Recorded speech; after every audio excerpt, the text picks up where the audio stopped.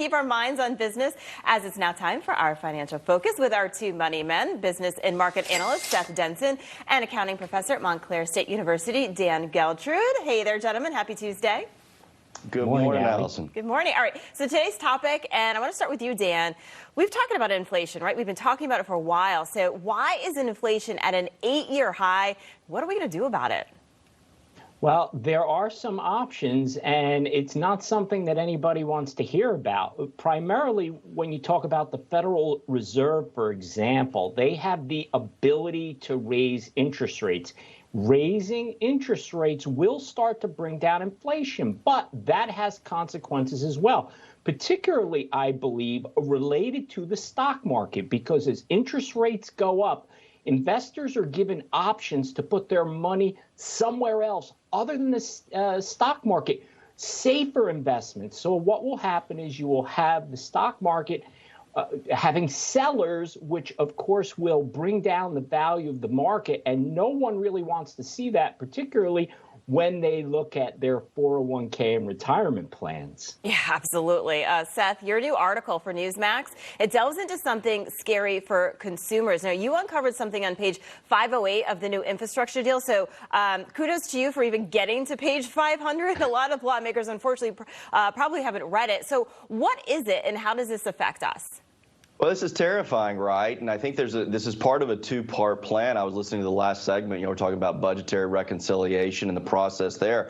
So what the government has put in here, or legislators have put in here, is this pilot program wherein the government will track miles. And they're doing so to assess whether or not they could impose a per mileage fee. Now, the gas tax, which is widely unpopular, which is why politicians stay away from it, hasn't been changed in over 30 years.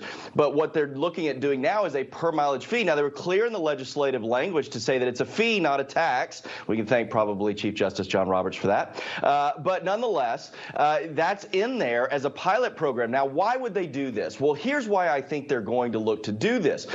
Under reconciliation, you have to abide by the Byrd rule, which means one of three things. It has to be specific to the budget, it can't touch Social Security, and any new spending has to be shown how it's going to be paid for. How do you do that without new tax revenue? And so I think this is a setup for the $3.5 trillion package that is going to be passed under reconciliation to show how they pay for it. This should be terrifying to all Americans. Yeah, how else are we going to pay for it? A lot of Democrats saying, well, there won't be any new taxes unless it's, the rich. But as you pointed out, this is going to affect everyone.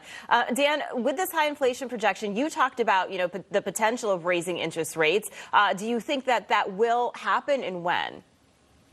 The Fed has been quite hesitant on considering raising interest rates. We've heard this word of inflation being transient or temporary. Well, when does the inflation start? Nobody's really been able to put their finger on it. I believe that we're at least a year out from seeing any type of retraction. And can people really sustain the next year of prices going up, up, and up? Now, of course, the other side of this is that we hear about employers are raising wages so people are making more money. Great. But the other side of that is inflation is really outpacing wage inflation. So people, in terms of their ability to buy things, are actually losing ground. Now, they may not realize that right away because they're looking at their paycheck and seeing it being higher. But when they look at their bank accounts at the end of the year, they may very well see less in there than they expected. So you have to look at this picture in the whole. Yeah, absolutely. Seth, Dan was just talking about companies raising their prices, fast enough to keep up with higher costs. They're paying their employees more, but they're also having to raise their prices. Donnie King, the CEO of Tyson Foods, said that they had to raise their prices to keep up with higher costs. So how is this going to affect, businesses? We've seen pork going up, beef, chicken, they jumped by 12%. So what does this mean for businesses and for consumers?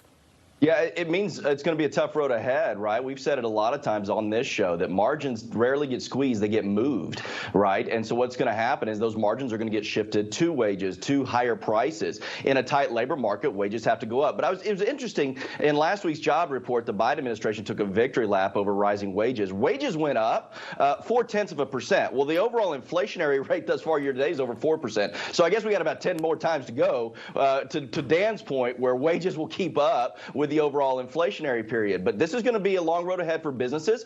Going back to that per mileage fee, if that gets instituted, guess where that's going to go? In the cost of goods and services that get shipped from point A to point B over long-haul trucking, that's going to be more taxes that get put into the pricing. We're going to see these inflation rates be transitory no more. Yeah, everybody pays, right? All right. Well, thank you. Seth Denson, Dan Geltrude, always great to have you. Thanks, Alison. Thanks, Allie. Okay.